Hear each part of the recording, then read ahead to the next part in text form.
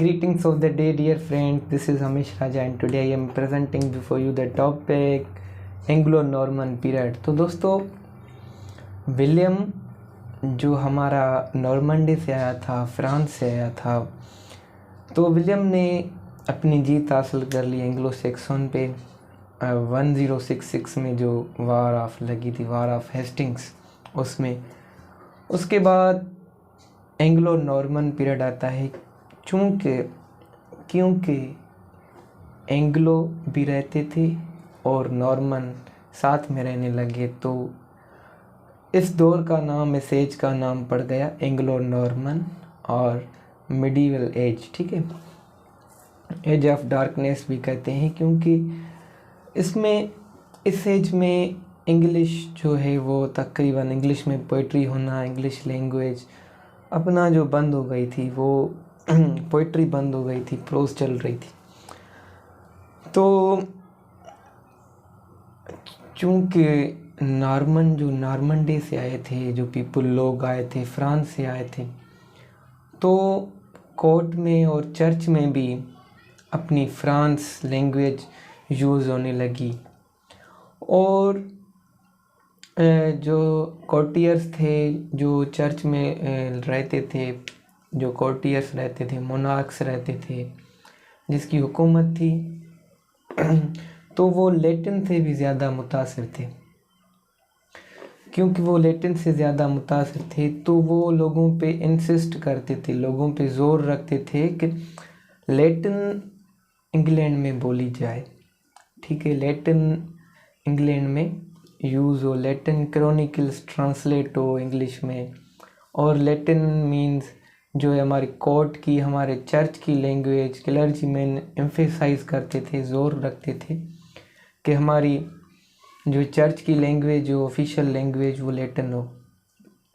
और फ्रांस के जो मीन्स फ्रेंच लैंग्वेज थी, उसमें भी पोइट्री होने लगी। और जो लोग फ्रेंच बोलते थे उसको ना ज़्यादा सुपीरियर समझा जाता था, जिससे आजकल के दौर में हमारे पाकिस्तान, इंडिया वगैरह में या दूसरे ममालिक में इंग्लिश जो है ना, ऐसी लैंग्वेज है जो भी बोलता है उसको सुपीरियर मानते हैं। तो ऐसे ही जो उस दौर में इंग्लैंड में, क्योंकि वो लोग फ्रांस से आए थे, फ्रेंच लेके आए, तो वो लोग जो है फ्रेंच लैंग्वेज को सुपीरियर मानते थे। और उन लोगों के जो टाइड थे, उन लोगों के जो संबंध थे, बंधन थे, वो रोम से भी जुड़े हुए थे, तो वो लोग रोम की लैंग्वेज भी यूज़ करने लगे। तो तीन लैंग्वेजेस विदाउट इंग्लिश के अलावा तीन लैंग्वेजेस, एक फ्रेंच, दूसरी लैटिन और तीसरी रोम, ये तीनों लैंग्वेजेस इस्तेमाल की गई। तो 1100 से 1500 के अरसे के बीच में कोई भी इंग्लिश में पोइट्री नहीं हुई। तो पोइट्री बहुत कम हुई, मीन्स 2-3 राइटर्स हुए हैं जो अच्छा लिखते थे। उन लोगों ने ऐसा चाहा कि इंग्लिश पोइट्री को फिर से जन्म दिया जाए, क्योंकि एंग्लो सेक्सन पोइट्री मर चुकी थी। तो एंग्लो नॉर्मन की जो पोइट्री थी, उसमें 3 राइटर्स हुए हैं, विलियम लैंगलैंड, जॉन गावर और जेफरी चासर। उन लोगों ने फिर से इंग्लिश को ज़िंदा रखना चाहा, तो उन लोगों ने फिर इंग्लिश में पोइट्री करना स्टार्ट कर दी। तो दोस्तों, आगे बढ़ते एंग्लो नॉर्मन्स में ऐसे कौन कौन से इवेंट्स हुए कि एंग्लो नॉर्मन जो डार्क एज कहलाती है। तो एंग्लो नॉर्मन जो थी, उसमें जो एंग्लो नॉर्मंडी से आए थे जो लोग, तो वो अपने साथ जो है एक सिपाहियों को लेके आए, और वो ऐसे राइटर्स को लेके आए जो मोरलिटी पे बात करते थे, रिलीजन पे बात करते थे। वो भी अपने साथ आर्टिस्ट्स को लेके आए, बट वो इतने इफ़ेक्टिव नहीं थे क्योंकि वो फ्रेंच में लिखते थे। तो मिरेकल और मोरलिटी प्लेज और रोमांसेस।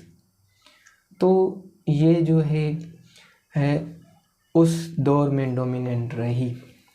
और मैं अब एक्सप्लेन करने जा रहा हूँ कि रोमांसेस क्या है, मिरेकल एंड मोरालिटीज प्लेस क्या है। तो रोमांस जो था उस दौर में एक किस्म का प्ले होता था जिसमें war of Troy, Alexander the great etcetera etcetera उन लोगों की कहानियाँ बयान की जाती थी। तो वो शॉर्ट स्टोरीज होती थी, वो ऐसे समझ लें कि वो पोइट्री फॉर्म में नहीं होती थी और वो ड्रामा फॉर्म में नहीं होती थी, वो शॉर्ट स्टोरी फॉर्म में होती थी। उस रोमांस बयान किया जाता था। और ये जो रोमांस होते थे ये भी फ्रेंच और लैटिन लैंग्वेज से, लैटिन लिटरेचर से कॉपी करके हम इंग्लिश मींस इंग्लैंड में दिखाया जाती थी। तो उसके बाद लोगों ने ड्रामा को पसंद करना स्टार्ट कर दिया। Miracle and the morality plays आए। तो मिरेकल ड्रामाज या मिरेकल प्लेज ऐसा कहा जाता है कि पूरा के पूरा बाइबल उसमें बयान किया जाता था, scene by scene. Means Bible means इस दुनिया में हज़रत आदम आए, बीबी हवा आई, तो उन लोगों पे हुक्म हुआ कि तुम लूसीफ़र की बात मत मानना। लूसीफ़र जो शैतान था, उन लोगों की बात मत मानना और ये फल तुम मत खाना, ये हुक्म उन पे जारी हुआ। कोई भी एक मीन्स दरख्त था, उस पे फल लगे हुए थे। तो उन लोगों ने फिर लूसीफ़र जो शैतान था उसने उनको जना एक किस्म की हवा दे दी कि वो लोग लूसीफ़र की बातों में आ गए और वो फल वगैरह खाने लगे। तो हज़रत आदम और बीबी हवा जन्नत से निकाल दिए गए। फिर उन लोगों की जो फाल हुई, उन लोगों की ज़िंदगी फिर कैसे गुज़री। तो ये होने के बाद वो फिर जन्नत में बुलाए गए। तो उन लोगों की औलाद हुई हाबिल काबिल। तो काबिल ने हाबिल को जो है कत्ल किया था, काबिल ने हाबिल का कत्ल किया था। ये बात आप याद रख लेना। तो ये बातें ये सारी ये फिर ट्रांसफ़र होने लगी हम इंसानों में, ठीक है। एक किस्म का अकीदा है कि ये बातें इंसानों में ट्रांसफ़र होती गई, इंसान भी ऐसे ही बनने लगा। पहला कत्ल, पहली नाफरमानी खुदा की। तो ये सारी बातें फिर हज़रत आदम फिर जन्नत में कैसे गए, लास्ट जजमेंट होती है। तो ये एक किस्म का मिरेकल प्लेस होता है, ठीक है। और मोरालिटी प्लेस क्या होता है, उसमें trust in evil and good, ठीक है। और डोमिनेंसी अपॉन द सोल, हम कैसे अपने सोल पे डोमिनेंट हो सकते हैं। अगर हम अच्छे काम करेंगे तो हम अपने सोल पे डोमिनेंट हो जाते हैं, और अगर हम बुरे काम करते हैं तो हम अपने सोल हम पे डोमिनेंट रहता है और हम अपने सोल पे डोमिनेंट नहीं रह सकते। तो ये मिरेकल और मोरालिटी प्लेज आए, वो लोगों ने पसंद करना शुरू कर दिया। लोग वो थिएटर्स वगैरह में जाके देखते थे। तो उन लोगों ने ऐसा ध्यान नहीं किया, उन लोगों के जहन में ऐसी बातें नहीं आई कि यार 300 साल बीत गए, 1100 1200 तकरीबन 1330 में विलियम लैंगलैंड, या 1334 में जॉन गावर, जेफरी चौसर जो 1340 में आता है। उन लोगों ने फिर इंग्लिश को एक नए सिरे से जन्म दे दिया। तो 300-400 सालों तक उन लोगों के जहन में ये बात नहीं आई कि हम इंग्लिश को जो है अपनी सुपीरियरिटी दें, क्योंकि हम इंग्लैंड में रह रहे हैं। तो ये जेफरी चौसर के हम पर एहसान आते हैं, इंग्लिश लोगों पर एहसान आते हैं कि फिर से जेफरी चौसर ने इंग्लिश पोइट्री करना स्टार्ट कर दी और फिर से एक नई सी इंग्लिश को जन्म दे दिया। That's why Geoffrey Chaucer is known as the father of English poetry. आगे चल के हम पढ़ेंगे Geoffrey Chaucer, William Langland, John Gower, इन लोगों की बायोग्राफीज़ को हम आहिस्ता आहिस्ता से कवर करेंगे। ज़रूर देखिएगा। Thank you for watching.